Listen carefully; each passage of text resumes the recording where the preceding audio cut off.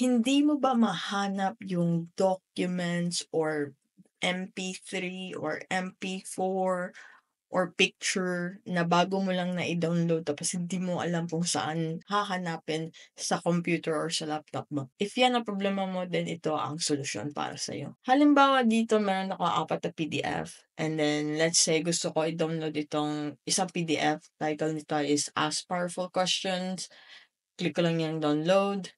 So, yung browser ko, meron siyang pop-up message na nagtatanong saan ko isi-save yung mga file na ida-download ko from my Microsoft Edge browser or Google browser. Pero sa iba kasi, automatic na naisi-save ito dun sa computer or sa laptop. Para magaya natin yung situation na yan, kiklik ko yung save. Para hanapin yan, meron tayong dalawang step.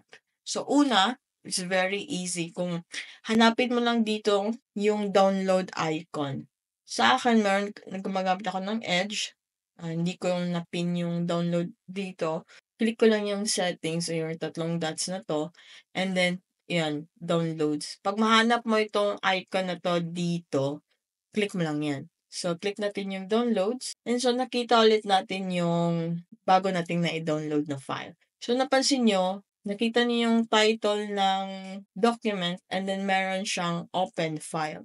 'Pag i-click mo yung open file, i-o-open niya yung PDF mismo at hindi mo alam kung saan naka-save yung document.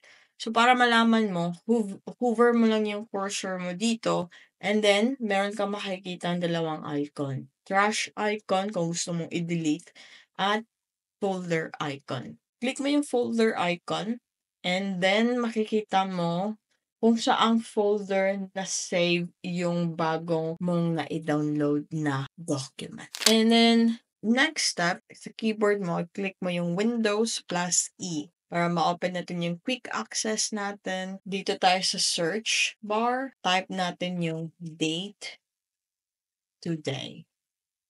So, pansin nyo, lahat ng mga document na na-open ko or na-download ko today is lalabas yan. And then, ito na yung na-download ko na document. So, yun yung dalawang paraan para mahanap mo yung mga bago mong na-download na file na hihirapan kang hanapin. Hope this helpful.